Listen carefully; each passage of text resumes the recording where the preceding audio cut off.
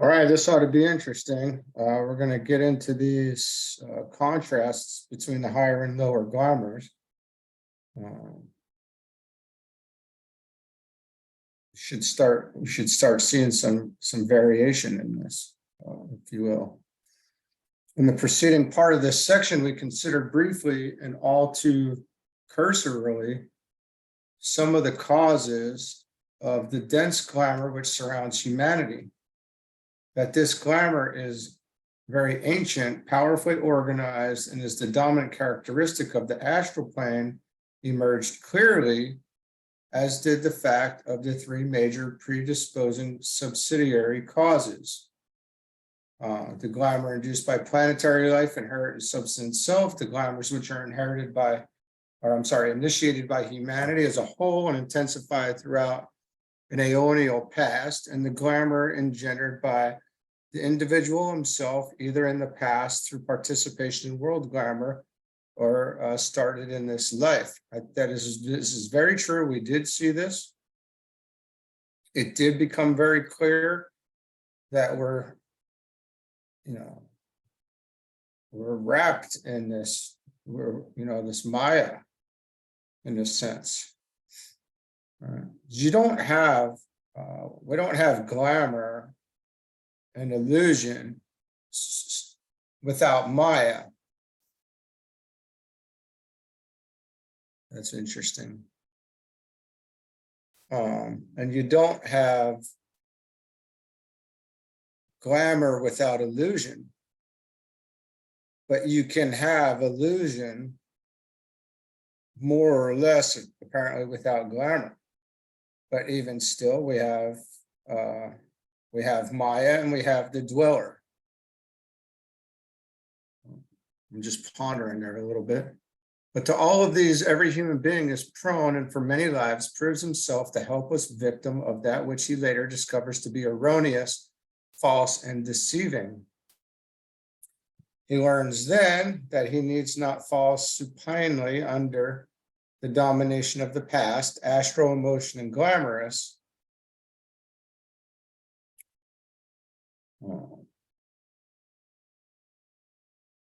But so desire, emotion, and glamour basically is what he's saying there. I want to say, but that he is adequately equipped to handle it, did he but know it. We know it now, right? That's what's important.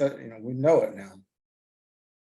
And that there are methods and techniques whereby he can emerge the conqueror of illusion, the dissipator of glamour, and the master of Maya. This is the initial revelation.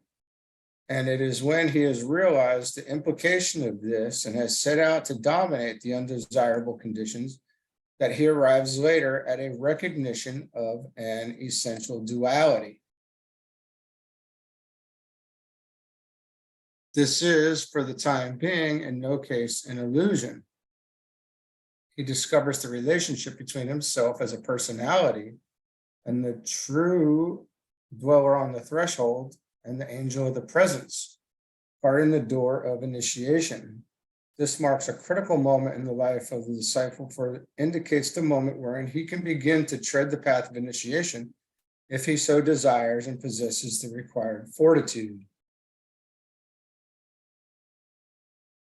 In the last analysis, the partial subjugation of glamour and escape from the complete thraldom of illusion are indications to the watching hierarchy that a man is ready for the process of initiation.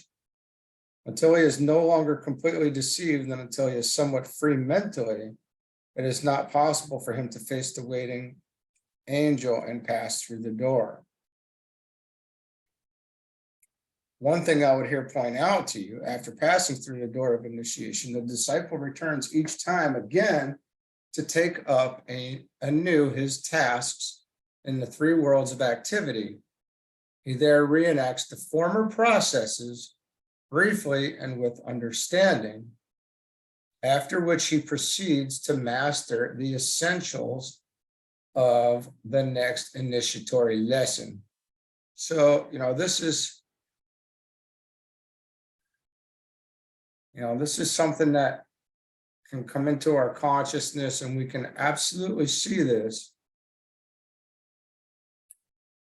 it's not, it can come in. I want to say it wasn't, it's not so much like apparent where it's on, that it's not always in the forefront of what we consider, because we're in it again. We're not going, okay, I'm in it to do this. I'm running this mission again. I mean, that would be great. I mean, if you can look at it like that.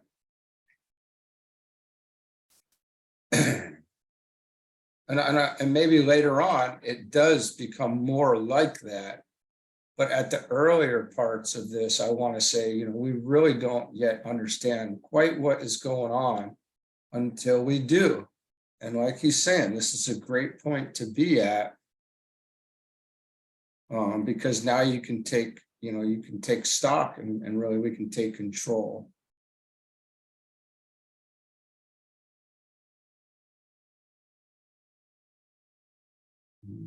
So this returning time and time again to take up new tasks in the three worlds, it's very interesting.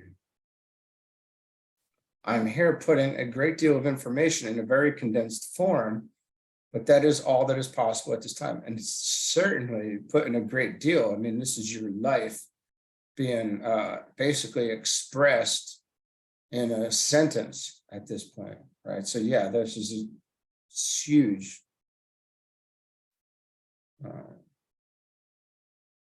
For a long time, the sense of dualism pervades the disciple's being and makes his life appear to be a ceaseless conflict between the pairs of opposites. The battle of the contraries is taking place consciously in the disciple's life. He alternates between the experiences of the past and a recollection of the experience of initiation through which he has passed, with the emphasis, first of all, in the earlier experiences, later in the final great experience, which is so deeply coloring his inner life.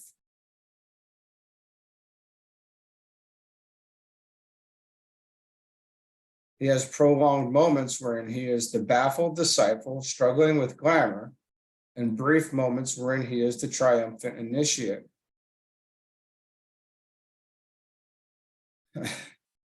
Yeah, this should resonate with us, If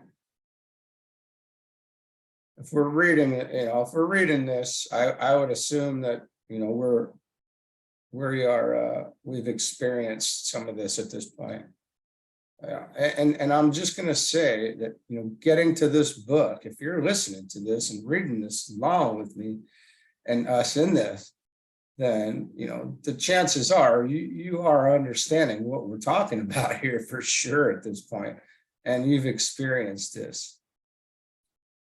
And, we do have those brief moments that, that keep us going, the triumphant initiate, we can feel that sometimes here and there.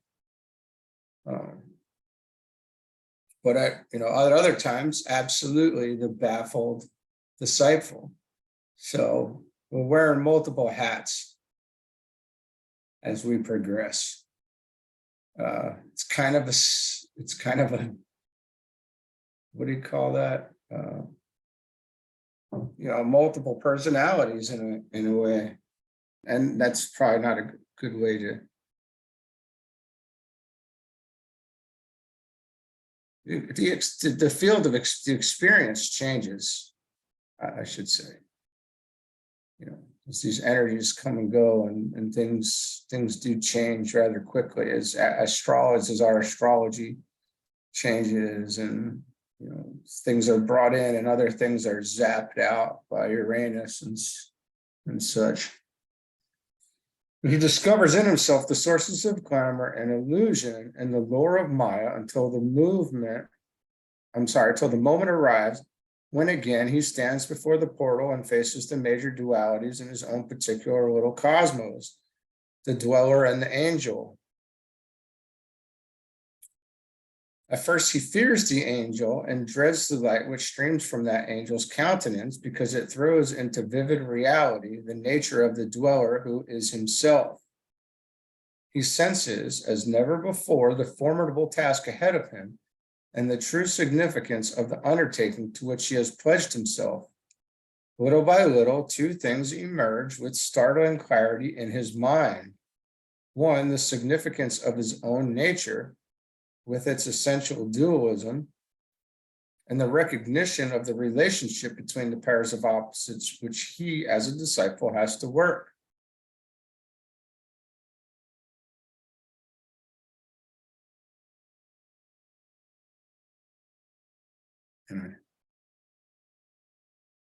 Once he grasps the relation of the lower major duality, that of the personality and the soul, he is then prepared to pass on to the higher reality, that of the integrated self, personality and soul.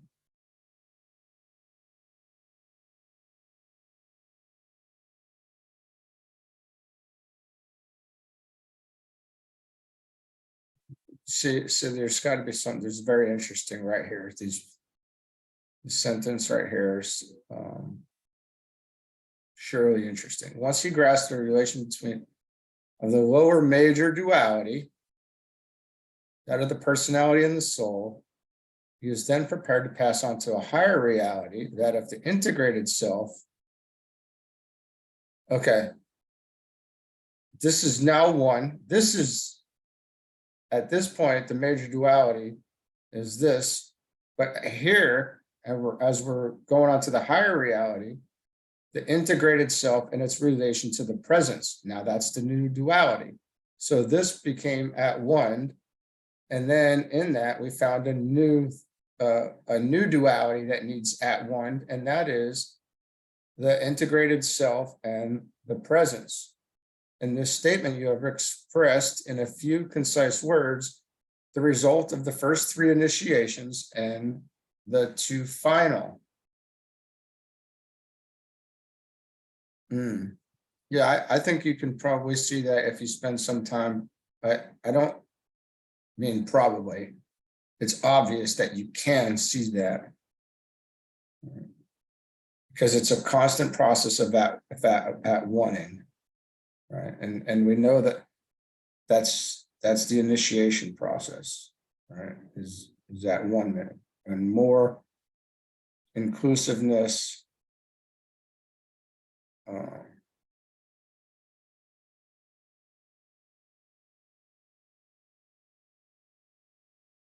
more expansiveness, more awareness,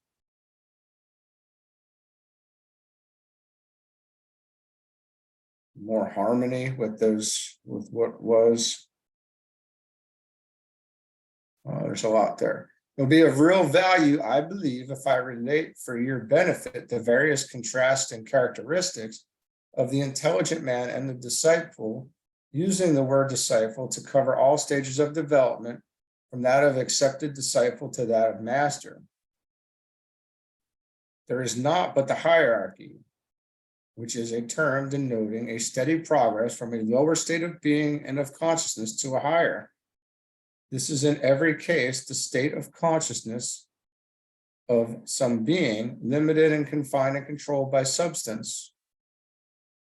You will note that I say substance and not form, for it is in reality substance which controls spirit for a very long cycle of expression. It is not matter that controls, for the reason that gross matter is always controlled by the forces which are esoterically regarded as etheric in nature, and therefore as substance, not form. Right? Remember this at all times, for it holds the clue to the true understanding of the lower nature. And DK does talk about the difference between form and substance in some of the other books as well. And I'm sure we'll get to them, but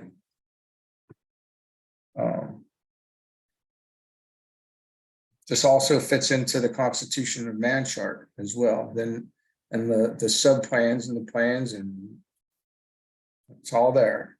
It's all tied together. Perfect. It's one puzzle.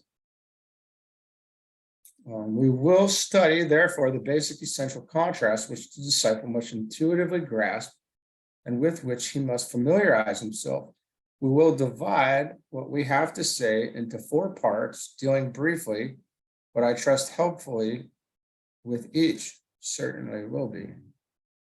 Oh, we got some of these eyes coming. That's good. The contrast between illusion and its opposite, intuition. The contrast between glamour and its opposite, illumination.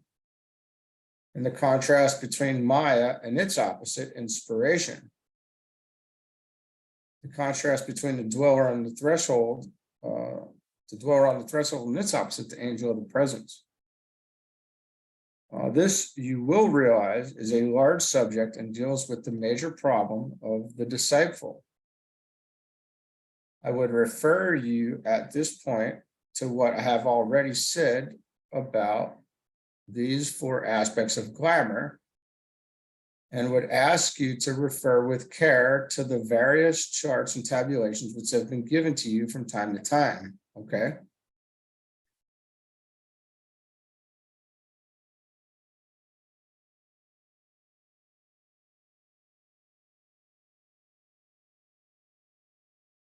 So we're going to start out here with the contrast between illusion and intuition.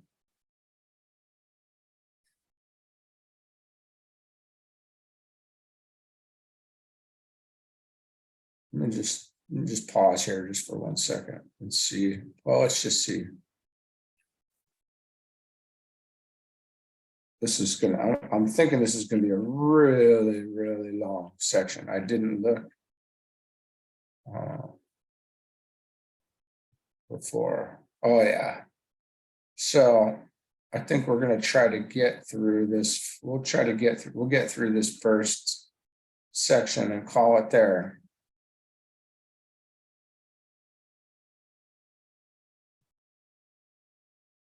Yeah. Okay, very good. I have chosen this as the first contrast with which to deal. We're starting from the mental plane again, which is interesting. With which to deal, as it should, even though it probably may not constitute the major glamour of the members of this group. Unfortunately, the emotional glamour dominates still. And for the majority of you, the second contrast, that between glamour and illumination, may prove the most useful and the most constructive. Illusion is the power of some mental thought form, of some ideal and some concept, sensed, grasped, and interpreted in mental form to dominate the mental processes of the individual or of the race, and consequently to produce the limitation of the individual or group expression. Such ideas and concepts can be of 3 kinds, as I realize you should know. 1, they can be inherited ideas, as in the case of those who find it so difficult to adjust themselves to the new vision of world life and of social order as expressed in the newer ideologies. They are powerfully conditioned by their caste, their tradition, and their background.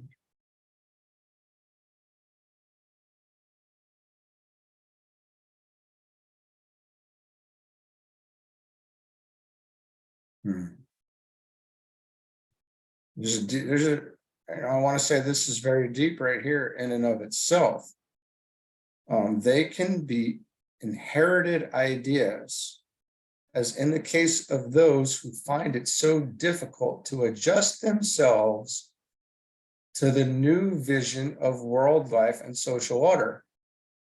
Now, this is something we're saying we have to free ourselves from these inherited ideas, first of all, and get in line with what you already know to be the new vision of world life and of social order, and express these newer ideologies as opposed to the old ones. Now, that's to me is something that we could have pretty easily have skipped over,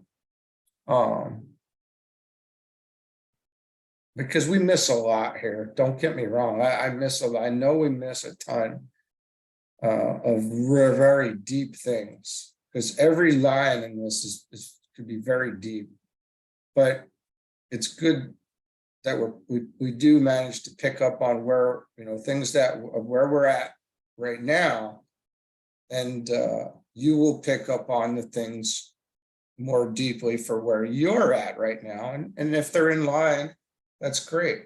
If we're in line, that's even better. But should know that I'm certainly not capable of seeing the depth of all this, and it will be, we should read it again and again, and these books will look different every time.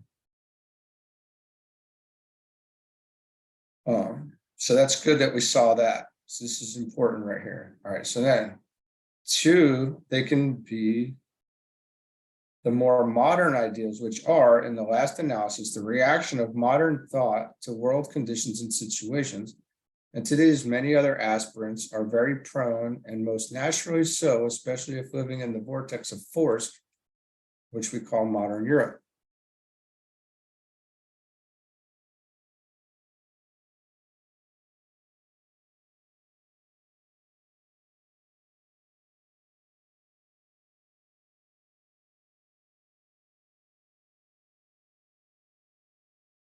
All right, so we need to be, we're watching out for these more modern ideas here. Such modern ideas are construed today into major currents and dominating ideologies. And to these, every intelligent person must inevitably react, though they forget that reaction is based on tradition or upon national or international predisposition. So this is something that seems like we have to kind of guard ourselves from and free ourselves from as well, right? And we know this is illusion.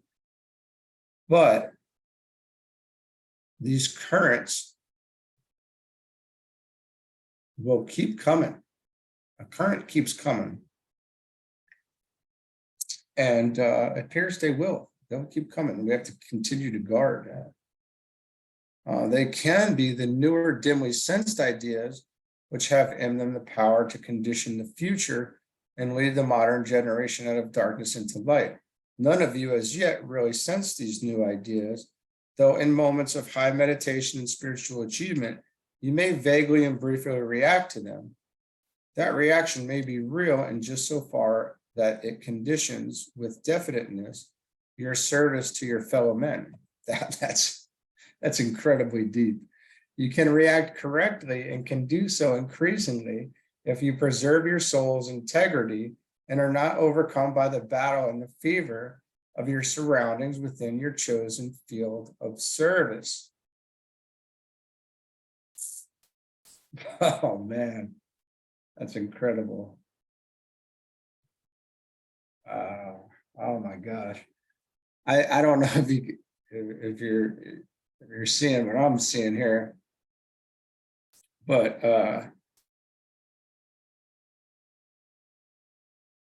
I want to say that we are seeing more of these newer ideas now, because DK he admits he was writing for those coming in later, right? And we're later, and being that there's meant to be new teachings coming in 2025, you can assume that we are certainly that later group, or you're in that later group, or we are, those who have been awakened are in that later group. So that I'm saying, none of you as yet really sense these new ideas. I want to say at this point, we do sense these new ideas. And we can sense them more and more now. Not that we're acting on them or changing the world in the outer expression just yet in that way, because to me, from where I'm sitting, the fourth ray of harmony through conflict has to play out in order for us to really get to these new ideas, to bring this modern generation out of there. It's playing out in front of us at this point. And we're really seeing this happen, but we have not brought it into the outer expression yet. So that reaction may be real, and just insofar that it conditions with definiteness your service. This is true. This is conditioning us. I see this very just blaring. It's just so clear that what he's saying here is that because you sense these new ideas and new ideals, and we can see this progress that's taken place in bringing the modern generation out of darkness into light, we are responding to this in our service. And it is conditioning even our words that we're choosing, our actions that we're choosing. The way that we're approaching this entire problem is wrapped up right here in this. And you can react correctly and can do so increasingly if you preserve your soul's integrity, and are not overcome by the battle and the fever of your surroundings within your chosen field of service.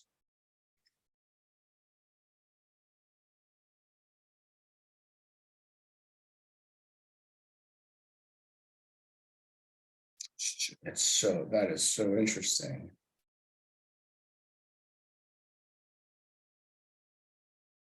We stay the course, right?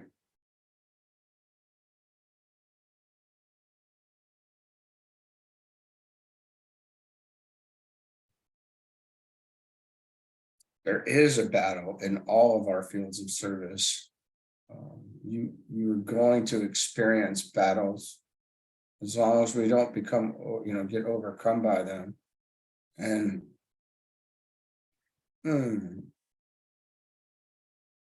the resistance is strong. The hamster wheel is strong. The collective is strong. But I want to say that right now, this group is becoming stronger. That's my take on it. I see this new ideas beginning to be ideals, and really combined with the recent astrological conditions where Pluto came through the chart of the United States and dug up all of the dirt and swamp. I want to say the truth, these things are going to be very clear now, and we can be more steady because things have been freed up. All right, let's continue. A mental illusion might perhaps be described as an idea embodied in an ideal form, which permits no room or scope for any other form of ideal. Right, so it's kind of this where you get stuck on this. It's very sixth ray kind of a thing. It's very inner planet type of thing. This is not the outer planets who are bringing in the new ideals and the newer things changing. This is where you turn an ideal or an idea into an ideal, and then that ideal becomes an idol. And that's not really what, that's an illusion.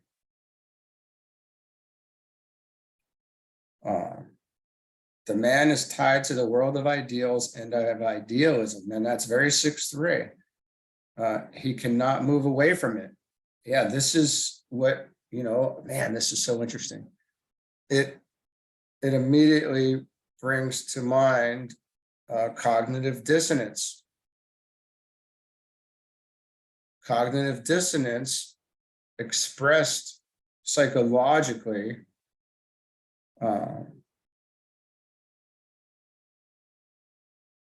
is one thing, but we're looking at it from an energetic, that's how it's expressed outwardly. But on the interior side of this, energetic side of this, we're kind of seeing it right here in this paragraph, right? He cannot move away from it. Because I always saw cognitive dissonance as something that's pushing on the, it's hitting the wall that you can't get past. And it's just so clear. And they know it's like like you're held captive and you can't get past it. So you just succumb to it. But then there's this process where the walls will be broken down at some point, right? This mental illusion ties and limits and imprisons the man. Yeah. And here we go with Rumi, take an axe to the prison walls. A good idea may consequently become an illusion with great facility and prove a disastrous conditioning factor in the life of man who registers it. We can't allow anything to hold us. We will not. Certainly, those of us I know, I have confidence that we will not allow anything to hold us, and we have this people out there that are telling us this. We are telling people that do not allow for limitation. Do not. You can't. Even if you believe something, you can't really believe it. You can hold it as an idea, but you can't settle in on it and take a stand on it, because you don't know. Not until you know. Not until you fully know in all the ways of knowing, right? Can you really make your move on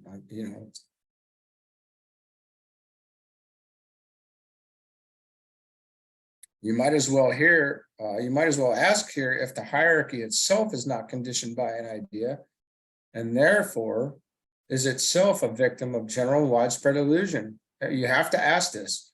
All the hard questions must be asked. Let's get them all out of the way. Apart from the fact that the directors of the hierarchy and custodians of the plan are never permitted to become such until they are free from the incentive of illusion, I would remind you that all ideas stream into the planetary consciousness along the channel of the seven rays. Thus, the hierarchy is wide open in any case to the seven major groups of ideas, which are the idea of God for any specific point in time, expressed in seven major ways. All of them equally right in serving the sevenfold need of humanity. Each of these seven formulations of God's idea has its specific contribution to make. Each of them is a true idea which has its part to play in human or planetary service. And each of them is so interrelated with the other six expressions of the same divine idea, working out as ideals upon the mental plane, that there can be no narrowing down to one idea with its ramifications as happens among men.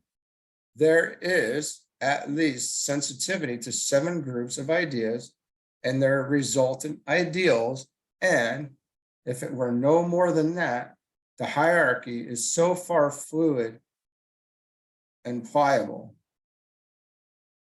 The hierarchy is so far fluid and pliable, but it is far more than just this.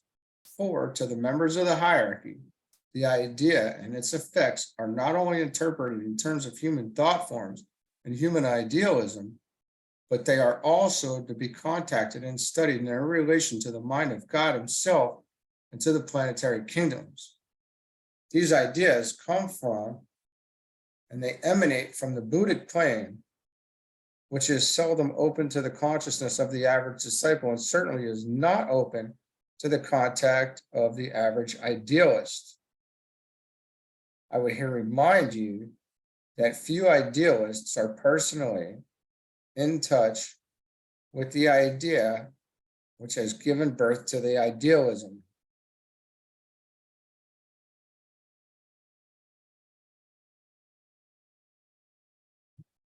The idealism.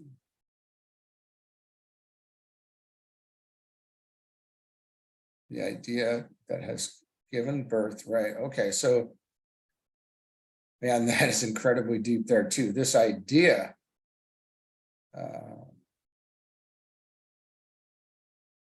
this human interpretation is what's clouding it. The original idea, the origination of it is pure. The only issue is the interpretation that becomes the ideal. Very different things, as formulated by some disciple or intuitive, are very different things. It's very different. It is very different. This is easy to see. An illusion, therefore, can be defined as the consequence or the consequence of an idea translated into ideal, being regarded as the entire presentation, as the complete story or solution, and as being separated from envisioned independently of all other ideas, both religious in nature, are apparently completely unrelated to religion. This is just so massive at this point, right? This is unbelievable stuff. This is what we're living. This is life more abundantly, in my opinion, when we start getting into this stuff. This is the mind of God we're seeing. This is the origination of ideas. And we're seeing how this plays out now. When it becomes clear, it's very beautiful. You know, and we can seek the source of the idea, is what I'm saying. And to know it without interpretation and silence, essentially. Because as soon as we open our mouths, we know that it's being distorted in a way, even if in the slightest way, it still is. In this statement lies the story of separation of man's inability to relate the various implications of a divine idea with each other. Certainly, when vision and grasp in a narrow and separative manner, there is necessarily a distortion of the truth, and the disciple or the aspirant inevitably pledges himself to a partial aspect of reality or of the plan, and not to the truth as far as it can be revealed, or to the plan as the members of the hierarchy know it.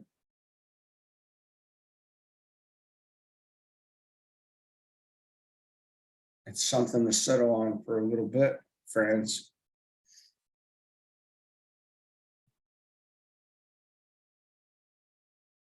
We're not going to have the big picture down here. You can't handle the truth.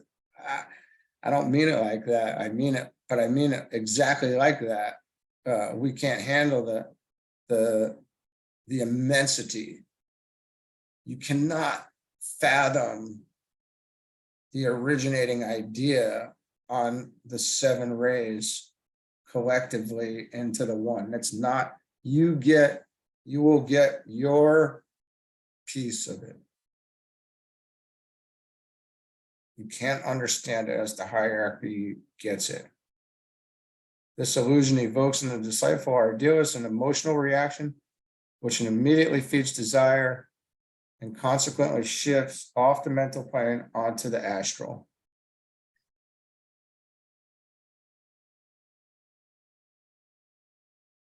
Right now he's talking about coming down from there. We're not coming down from there. He's talking about how it's broken down, right? How this is coming down into the, I want to say he's talking about how it's coming down further, but we're not coming down further. As we're studying this, we're staying where we're at right now, all right? Which is a pretty good place. A desire is thus evoked for a partial or inadequate ideal,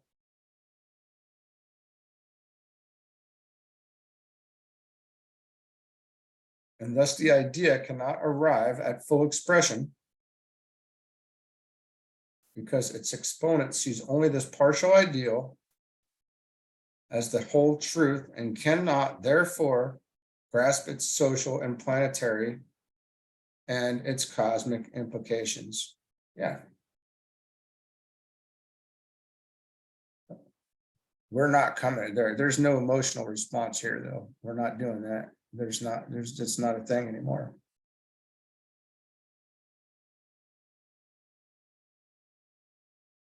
Where there is a real grasp of the whole idea, a rare thing indeed, there can be no illusion. I want to say before I even go any further, that doesn't mean you have the words for it. The idea is so much bigger than the idealist that humility saves him from narrowness and humbleness. All right, I'm sorry. Humility is humbleness. So yeah. Our humbleness and our humility is saving us from this narrowness. We're not going there. That's what we just said. We're not going there. Where there is illusion, which is usual and commonplace, and a vague interpretive reaction to an idea, we're not reacting, we find emerging fanatics, vague idealists, sadistic enforcers of the idea as grasped, one-pointed and narrow men and women seeking to express their interpretation of God's idea, and limited, cramped visionaries. Gosh, dang it. That just allowed for all of the past history of this politics of this world to come wrapping around us for a second there so we could see what just happened here. He just told us what happened here. That just explained everything almost to this point.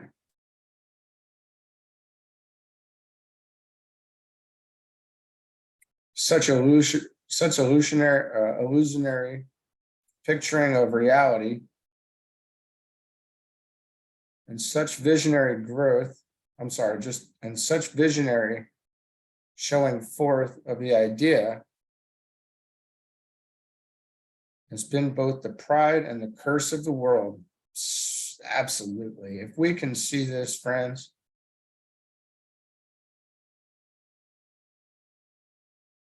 I certainly feel that we're on the right track to get to the point to see this. It is one of the factors which has brought our modern world to its sorry past, and is from this misuse of the divine faculty of touching the idea and transforming it into the ideal that the world is today suffering, probably inevitably. The imposition of these humanly and mentally interpreted ideas in the form of limited ideologies has had a sorry effect upon men. They need to learn to penetrate the true idea which lies behind their ideal and to interpret it with accuracy in the light of their soul, besides employing those methods which have the warrant and the sanction of love.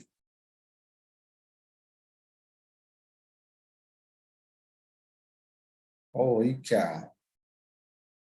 It is, for instance, no illusion that the idea which finds expression in the statement that all men are equal is a fact which needs emphasis.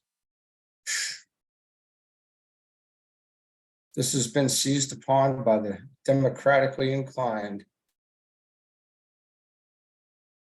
It is indeed a statement of fact, but when no allowance is made for the equally important ideas of evolution, of racial attributes, and of national and religious characteristics, then the basic idea receives only limited application, and a gross limited application. Hence the enforced ideological systems of our modern times and of the present day, and the rapid growth of ideological illusions which are nevertheless based on a true idea, each and all without any exception. And here we sit, looking directly at the face, looking this right in the face of this today. It is again no illusion that the development of the Christ consciousness is the goal of the human family, but when it's interpreted in terms of authoritative religion and by those in whom the Christ consciousness is as yet undeveloped, it becomes simply a nice concept and often sadistic incentive, and thus enters immediately into the realm of illusion.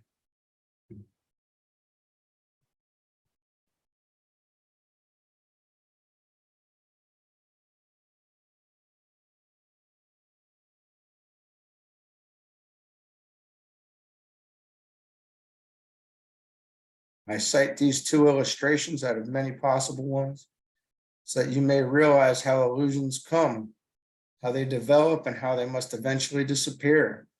Thus, you can achieve some standard of comparison whereby to grasp the relative value of the true and the false, and of the immediately temporal and the basic eternality of the real. We must become the observer and look at this as we are today from the outside in. You've seen it from the inside out. We must zoom out and see the bigger picture and recognize this on a much grander scale, and extricate ourselves out of these little out of the identification with form. Right. It will therefore be apparent to you that the lower or concrete levels of the mental plane will have acquired or accumulated down the ages a vast number of ideas, which have been formulated as ideals, clothed in mental matter, nourished by the vitality of those who have recognized as much of the truth of the ideas they are capable of expressing, and who have given to these ideals the emphasis of their thought form making faculty and their directed attention, which necessarily implies the energizing of the limited formulated ideal, because, as you know, energy follows thought. And if that's not something that we have learned at this point, then we're struggling. That should be one of the things that does stay in our forefront, especially as aspirants and disciples. Energy follows thought. How much more simple can it be? But we're filling in right now, okay? We're filling in the lower mental plane. We're seeing how the idea came down and has concretized itself into an ideal that men have acted on, or see how the idea became an illusion, and that illusion created glamour and is creating this reality and the illusory nature of it, because you can't see this from the inside out. We must, like we just said, we must look at it from the position of the observer.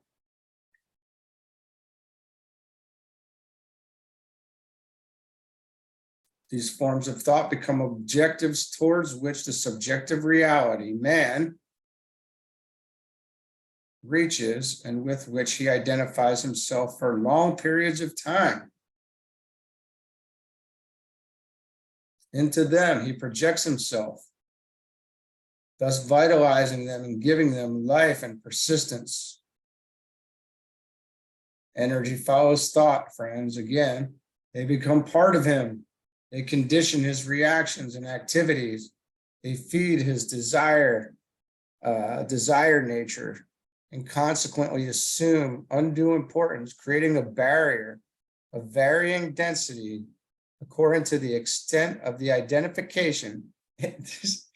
How willing are you, how deep are you going into this, to the astral, between the man and incarnation and the reality which is his true being? It's a process of diving down to the bottom and then kicking off of the bottom and coming back up to the top, shaking off the water, getting a towel and drying off. And now looking at all those who are swimming. All right. That's what I just heard in this. And you can look at bubble guppies because that's what we're looking at.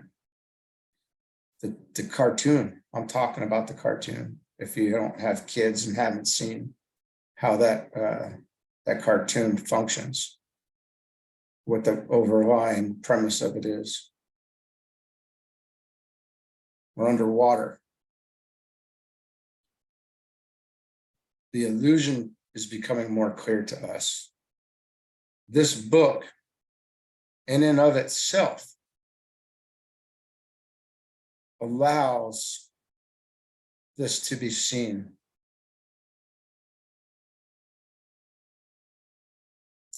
This book, these books are magic in their own right.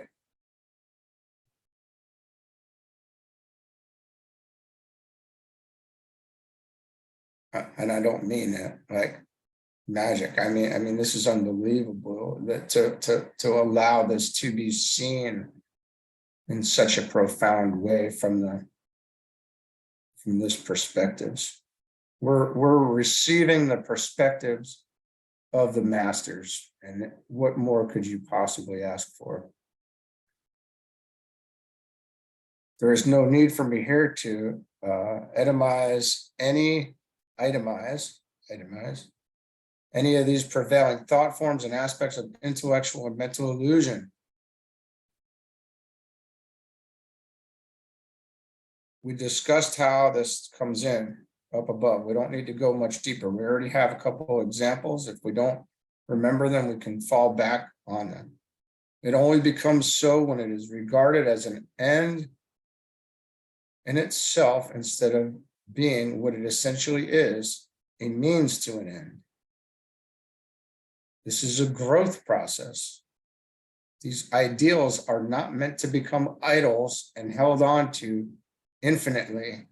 They're intended to, we keep moving. An ideal, rightly grasped and used, provides a temporary aid towards the attainment of immediate and imminent reality, which is the goal of the man or the race at any particular time to reach common sense. Common sense. It's tools. We use them and we move on. The idea before the race today is the reestablishing and by a higher turn of the spiral of that spiritual relationship which characterized the race in its child state, in its primitive condition. Then, under the wise guidance and paternalistic attitude of the hierarchy and the initiate priests of the time, men knew themselves to be one family, a family of brothers, and achieved this through a feeling of a developed sensuous perception. Today, under the name brotherhood, the same idea is seeking mental form and the establishment of a renewed spiritual relationship, the idea through training in right human relations, which is the ideal.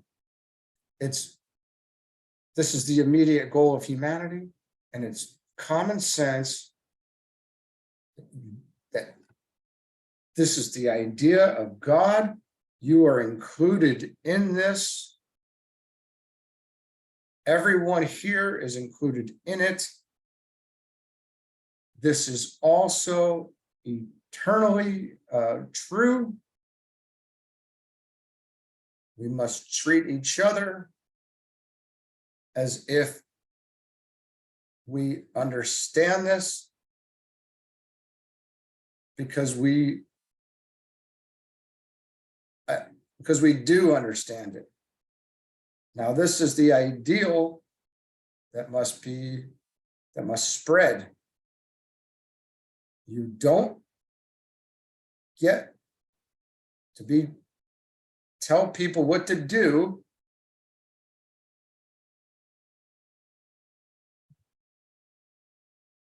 You get to be nice and treat people as if they're family, because this is God's family and we are part of it. So therefore it is all family. We are all brothers and sisters. This is simple.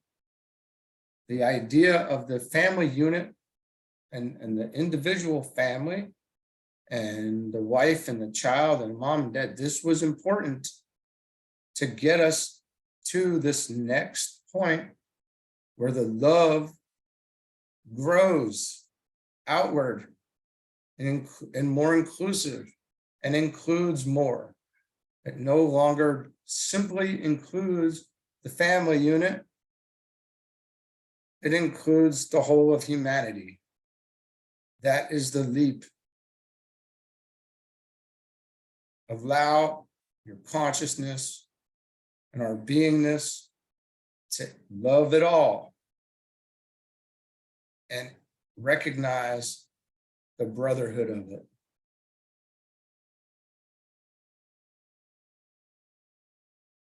The brotherhood of humanity and the need and right human relations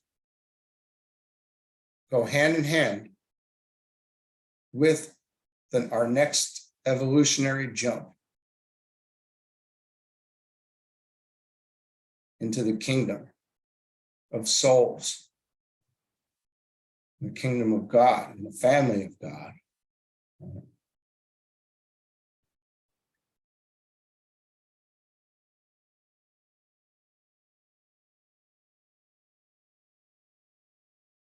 We're going to finish this section. This result will be inevitably brought about by means of the cycle of necessity through which we are now passing, and the dimly sensed idea will, as a result of dire necessity, impose its rhythm upon the race and thus force the realization of true being upon all men. And as we're reading this, man, I hear Raja Yoga, I hear Raja Yoga meditations, I hear the true nature of the sublime world of, of reality, of the kingdom of souls in this, impressing itself into the lower illusory nature of this.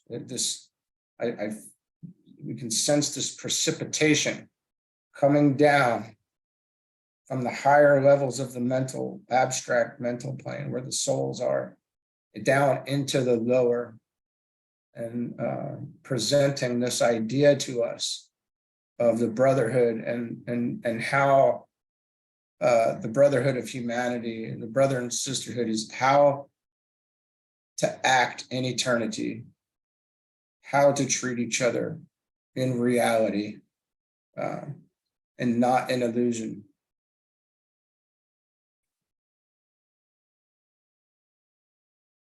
If a close study is made of the basic foundation of all the ideologies without accepting any, it will be discovered that this idea of integral relationships, often distorted in presentation and hidden through wrong methods, of spiritual objectives, and of definite positive brotherly activity lies behind every outer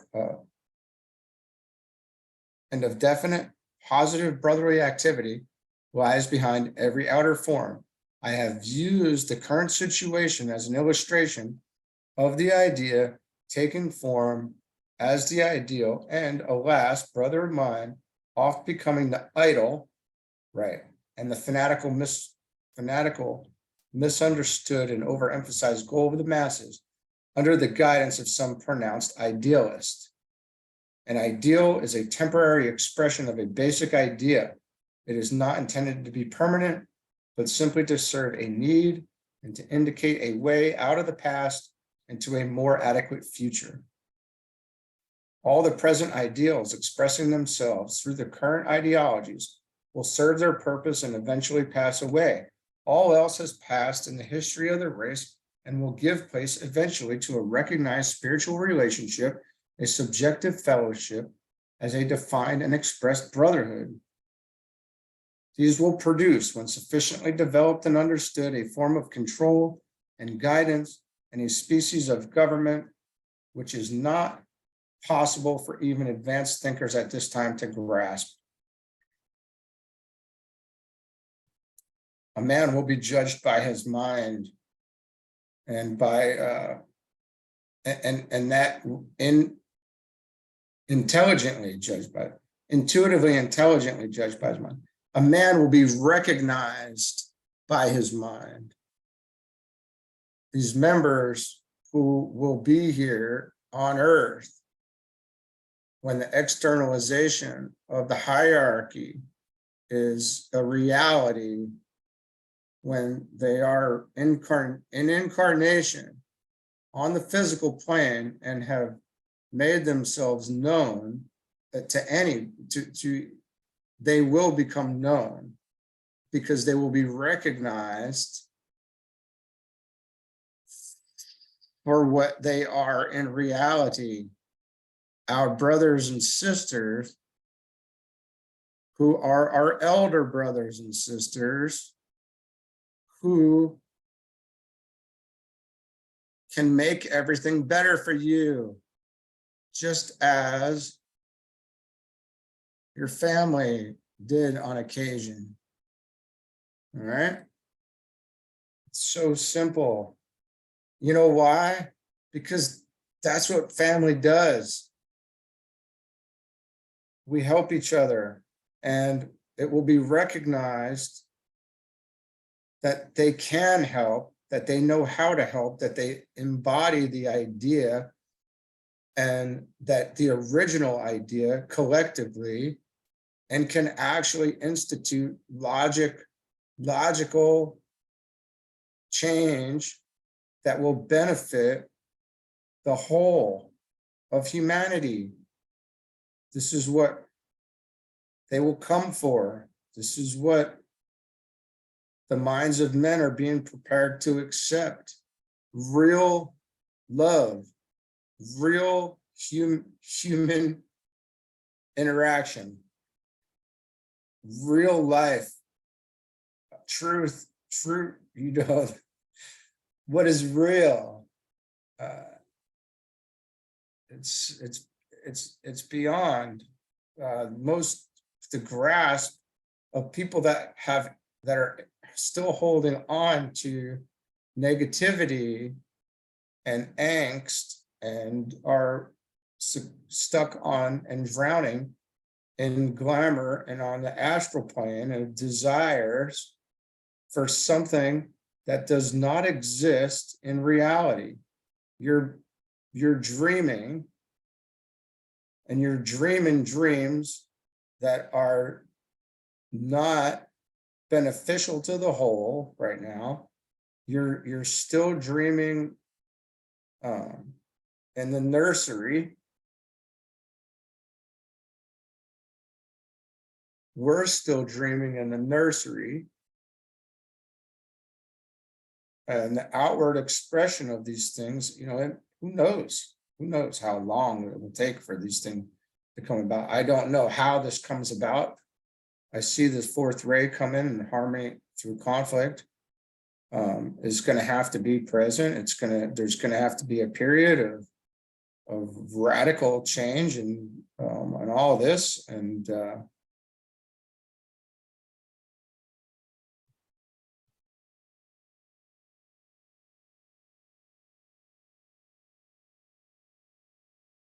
the minds are, you know, there's going to have to be a level of truth, of reality brought out.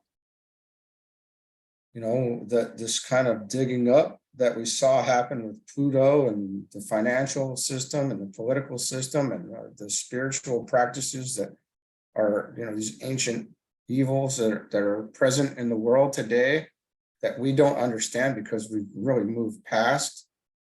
it's just going to be, there has to be this reset and then a movement forward, right? When ideals and mental concepts and formulated thought forms dominate the mind of an individual, a race, or humanity in general, to the exclusion of all perspective or vision, and to the shouting out of the real, then they constitute an illusion for as long as they control the mind and method of life. Let's read that again. When ideals and mental concepts and formulated thought forms dominate the mind of an individual, we're talking about the lower mental plane right now.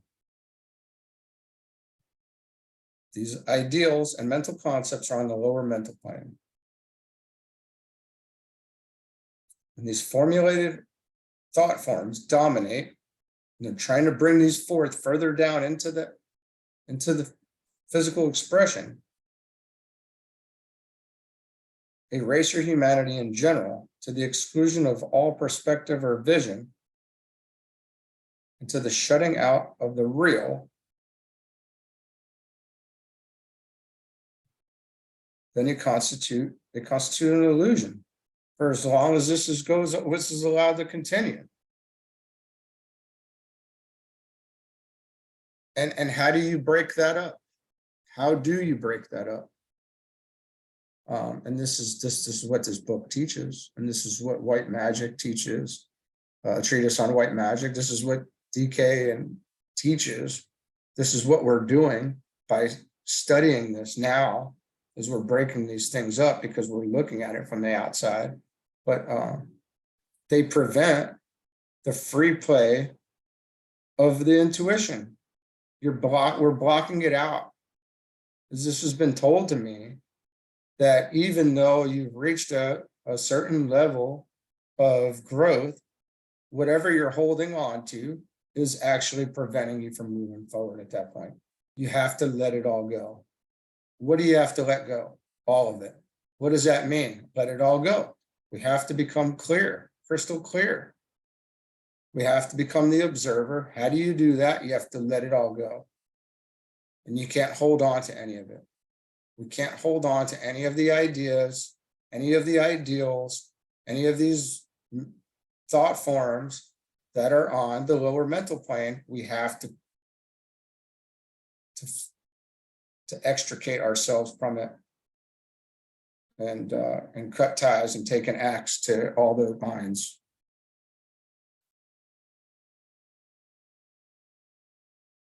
They prevent it, right?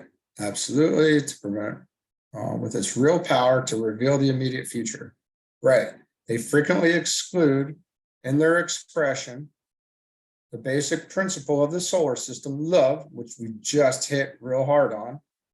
And we see how that is there. It is what's real. We know this to be true in our beingness. We just explored this.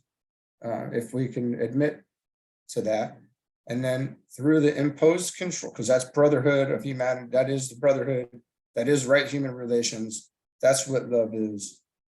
This is what is real. We recognize it as real. That's the energy behind the wisdom being expressed through those things. Wisdom is the expression of love. Through the imposed control of some secondary and temporary principle, they can thus constitute a forbidding dark cloud of rain, which serves to hide from view the rain cloud of noble things, as Patanjali had discussed in his final book. That cloud of wisdom, right? This is the expression of love, which hovers over the lower mental plane, and which can be tapped and used by students and aspirants through the free play of the intuition.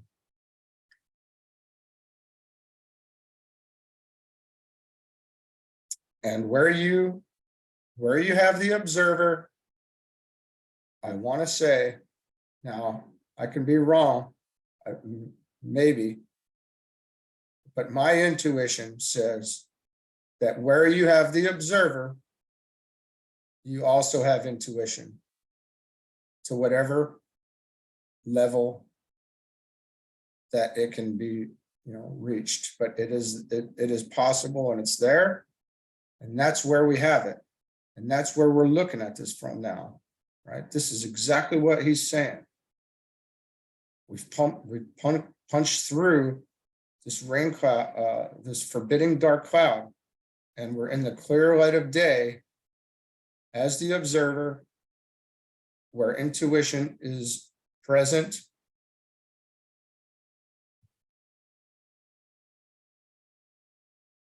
And we're seeing that intuition is literally the opposite of illusion. Remembering that illusion imprisons a man upon the mental plane and surrounds him entirely with man-made thought forms, barring out escape into higher realms of awareness, or into that loving service, which must be given in the lower worlds of conscious manifested effort. Our job is to literally become that and do and provide service and endure without illusion.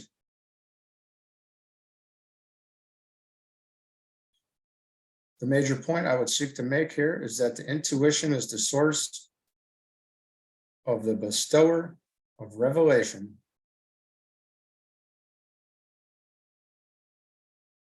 Just connecting, it's evoke, it's evocation coming out, right? It's the result of the invoking process, and it's the result of reaching that level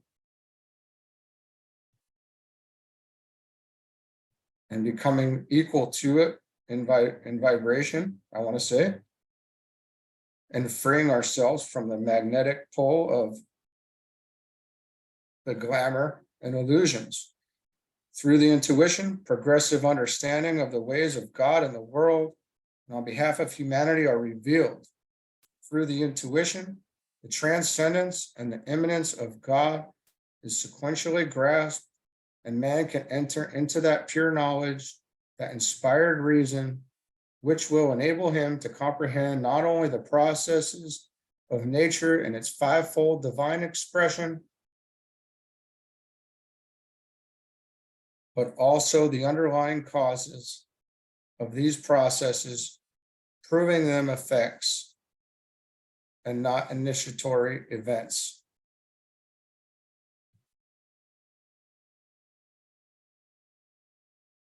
I hope we got that there. We don't need to say that again. The fivefold divine expression, we can see on the Constitution of Man chart, starting with the, I want to say the atmic plane, Buddhic plane, mental plane, astral and physical, if you're from the top down. That would be considered the fivefold divine expression, I believe. And we can comprehend not only the process of nature and its fivefold divine expression, but also the underlying causes of these processes, the idea,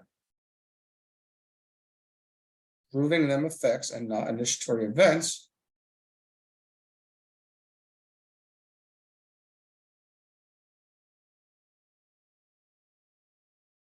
That's deep right there. Through the, and this comes into the definition of what initiation actually is.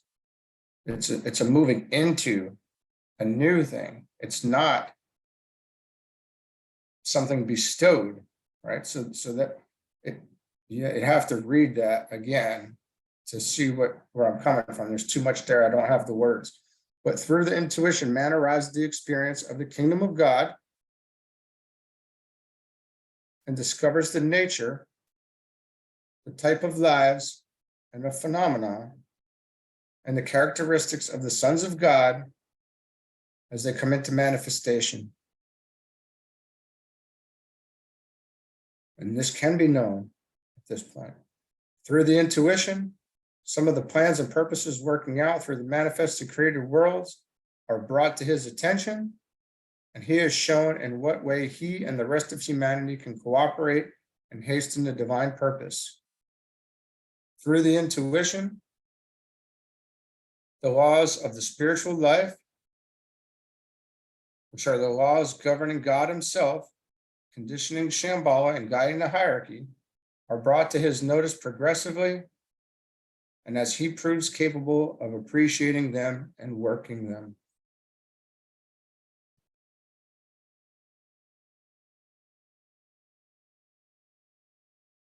Four types of people are subject to the revelation through the awakening of the intuition. And I'm not going to read these all right now. I'm going to talk about them briefly, and this is where we're going to stop. But those on the line of the world saviors, those who are on the line of the prophets, those who are the true priests, and those who are the practical mystics and occultists. And hopefully we can find ourselves certainly somewhere in there.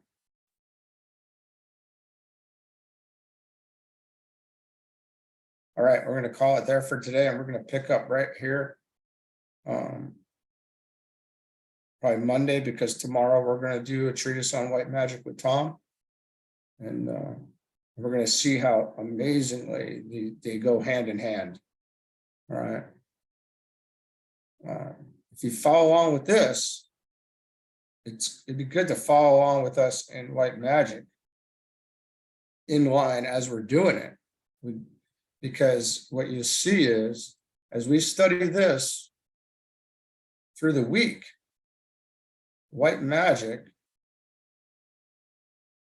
has a way of tying all these things together.